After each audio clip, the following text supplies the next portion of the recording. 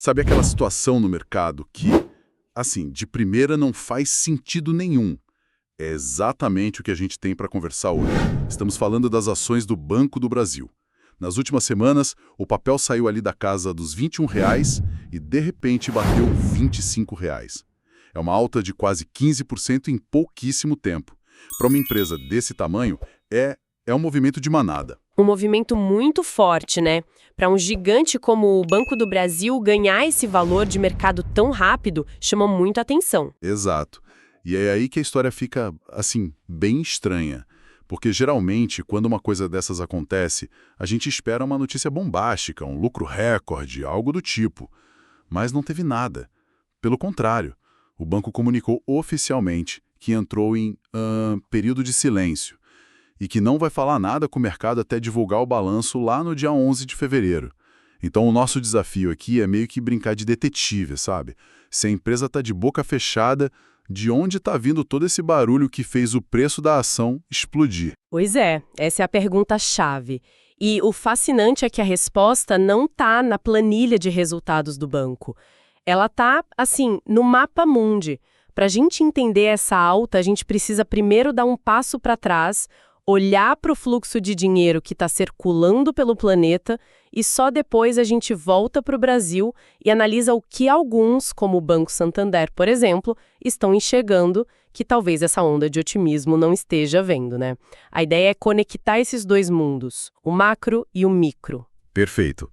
Meu primeiro instinto, vendo uma alta dessas, seria achar que o investidor brasileiro ficou super otimista de repente, que o pessoal aqui se animou.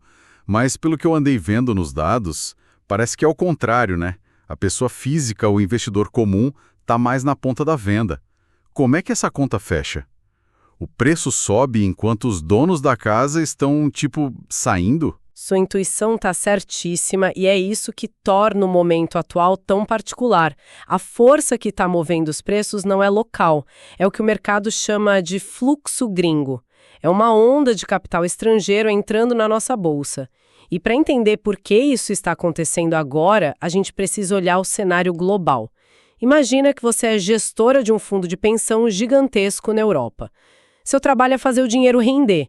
Por anos, você podia deixar esse dinheiro em títulos do governo americano, que é o investimento mais seguro do mundo, e dormir tranquila. O famoso Porto Seguro. Exatamente. Só que, com a perspectiva de queda dos juros nos Estados Unidos e a nossa taxa Selic também caindo, esse colchão de segurança ele já não rende quase nada, não bate nem a inflação. Então essa gestora ela é forçada a sair da zona de conforto. Ela precisa procurar um pouco mais de risco para conseguir algum retorno. E para onde ela olha? Para os mercados emergentes. O Brasil, nesse contexto, vira uma pimentinha atraente na carteira global. E a força desse dinheiro é descomunal. É tanto capital que, mesmo com o investidor local vendendo, a pressão de compra dos estrangeiros é tão grande que simplesmente arrasta os preços para cima. Hoje, quem dita o ritmo da Bolsa brasileira é o fluxo estrangeiro. Certo, então essa onda de dinheiro estrangeiro chega na praia brasileira. Faz tudo sentido. Mas o Brasil tem centenas de empresas listadas na Bolsa. Por que eles correm sempre para os mesmos nomes? A gente vê Banco do Brasil, Vale, Petrobras, Itaú. Parece até uma lista de compras pronta que eles trazem no bolso. Qual que é o critério para essa escolha? Aqui a gente entra num conceito que é, crucial para entender como esses grandes fundos operam. Liquidez.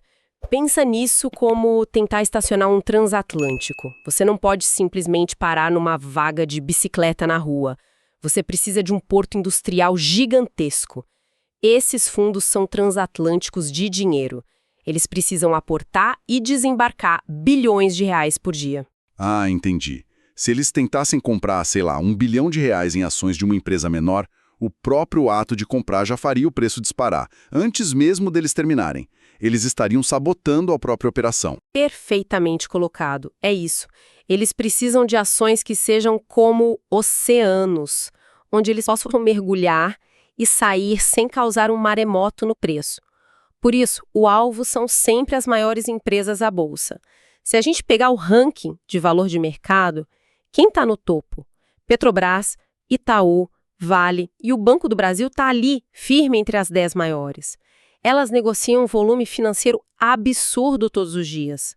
São os únicos portos grandes o suficiente para esses navios. Então, nesse primeiro momento, a decisão é menos sobre qual a melhor empresa do Brasil e mais sobre onde eu consigo investir US$ 1 bilhão amanhã de manhã. Exato. Muitas vezes a compra não é fruto de uma análise micro de ler a última nota de rodapé do balanço trimestral. É uma alocação macroestratégica. Eles querem comprar a ideia Brasil. Eles olham para a prateleira, veem as maiores e mais líquidas e aí sim aplicam um filtro rápido. Qual delas parece barata? No caso do Banco do Brasil, eles olham um indicador simples, o preço sobre valor patrimonial, que estava em 0,79. Isso, de forma bem simplista, significa que o mercado estava pagando 79 centavos por cada R$ 1 de patrimônio do banco. Para um estrangeiro, isso soa como uma promoção. E aí eles compram. Não porque são especialistas no agronegócio brasileiro, mas para terem exposição ao mercado que eles acreditam que vai subir. Espera aí, mas isso está parecendo bom demais para ser verdade. Dinheiro do mundo todo entrando, comprando uma empresa gigante que parece estar em promoção. Cadê a pegadinha? Porque no mercado quase sempre tem uma. Não é possível que todo esse otimismo esteja ignorando algum detalhe importante. E essa é a transição perfeita. Porque sim, existe um contraponto muito relevante. O Banco Santander publicou uma análise que vai na contramão dessa euforia toda. Eles basicamente dizem, calma pessoal, o mercado pode estar sendo complacente demais. O relatório deles ignora completamente esse fluxo de capital e foca uma lupa nos fundamentos do Banco do Brasil. E eles levantam pontos de preocupação bem sérios. E quais são esses pontos? O que eles estão vendo que o gringo talvez não esteja? O primeiro ponto é um alerta sobre o aumento da inadimplência no setor do agronegócio. Isso é o coração do Banco do Brasil. Ele é, historicamente, o grande financiador do agro no país. Qualquer soluço nesse setor, qualquer dificuldade dos produtores em pagar seus empréstimos, bate direto na veia da rentabilidade do banco. É como dizer que uma montadora de carros está com problemas na sua principal linha de produção. Faz todo sentido. E o segundo ponto? O segundo é um pouco mais técnico, mas igualmente importante.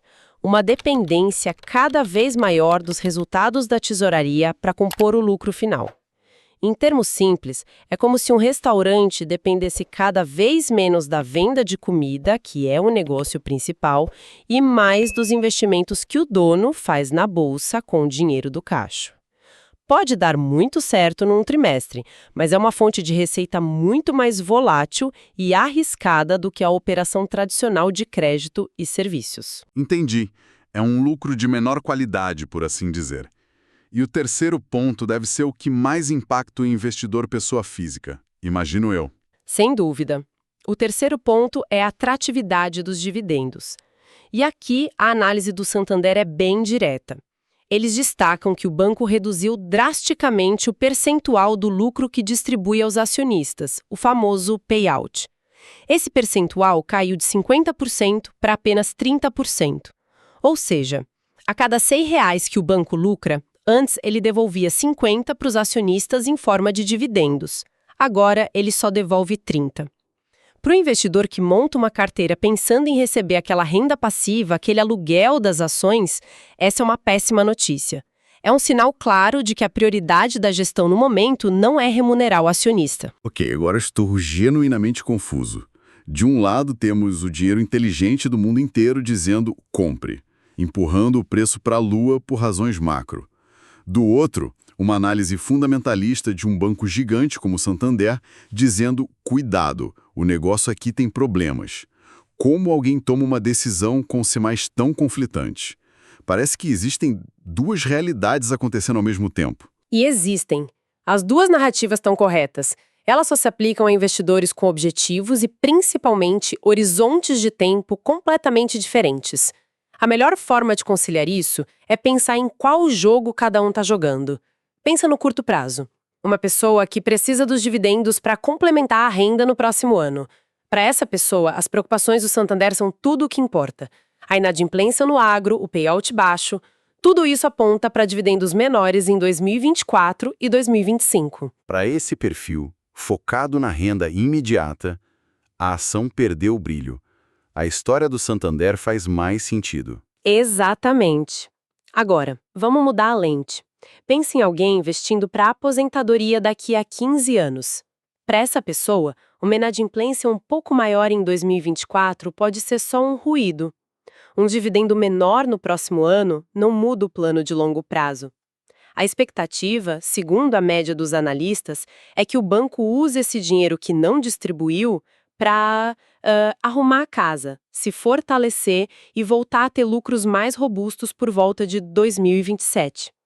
Para esse investidor, comprar agora, mesmo depois da alta, ainda pode ser uma oportunidade de se tornar sócio de uma empresa sólida com desconto, pensando na valorização lá na frente. É a diferença clássica entre se preocupar com a qualidade da próxima colheita e se preocupar com a saúde da fazenda ao longo de uma década inteira. Analogia perfeita. A urgência e os critérios de decisão são completamente diferentes. Um está jogando xadrez, o outro está jogando um jogo de cartas rápido. Ambos podem ganhar, mas com estratégias opostas. Certo. Trazendo isso para um lado mais prático, então. Como o investidor pode, de forma mais objetiva, avaliar se o preço atual de R$ 24, R$ 25 reais, se está caro ou barato, para o seu próprio objetivo?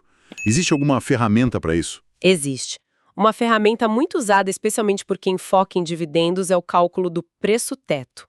É uma conta de guardanapo bem simples, para definir o preço máximo que se estaria disposto a pagar por uma ação para garantir um retorno mínimo desejado só com os dividendos. E como funciona essa conta para o caso do Banco do Brasil, usando os números que a gente tem? Vamos fazer a conta juntos. A gente precisa de duas informações. Uma projeção de quanto a empresa vai pagar de dividendo por ação no futuro e qual o retorno mínimo que o investidor aceita.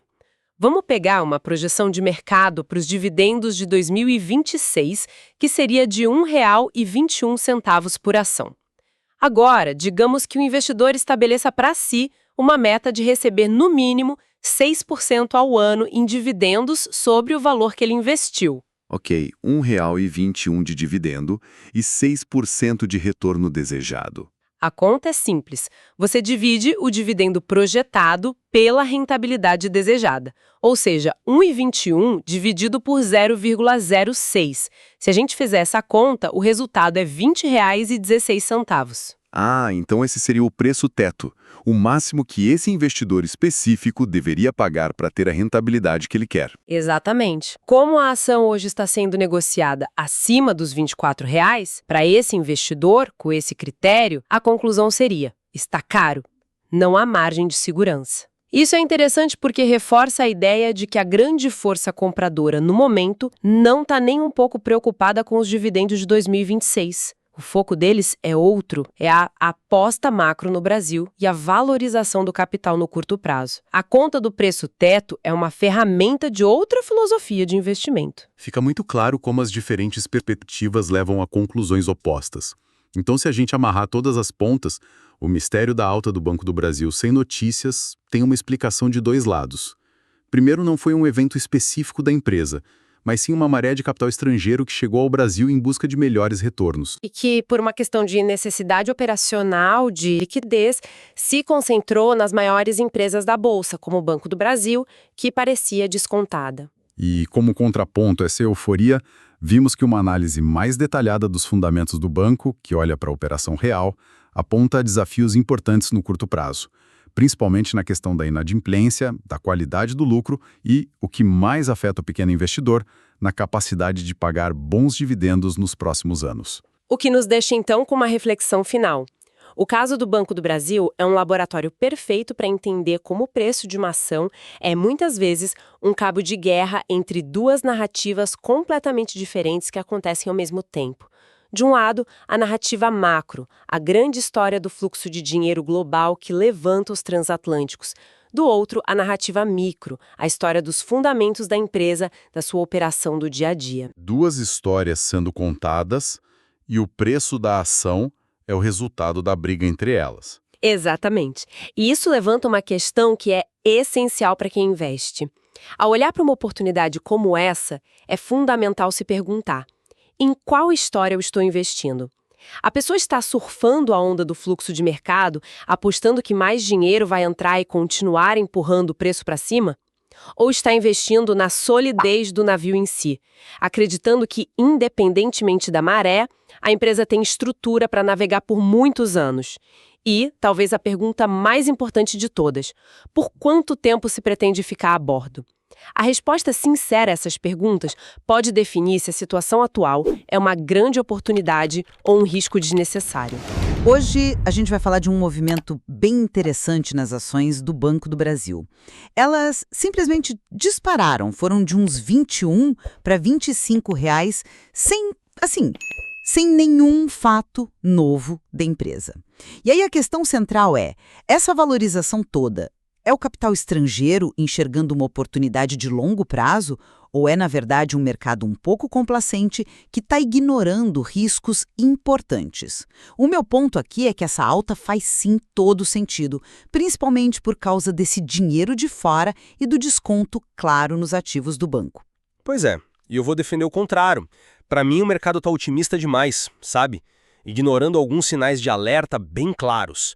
A cotação atual, na minha visão, está bem descolada dos fundamentos da empresa hoje. Exato. Essa alta de quase 20% em pouquíssimos dias não veio de um relatório do banco, né? Veio de um fluxo massivo de capital estrangeiro entrando no Brasil.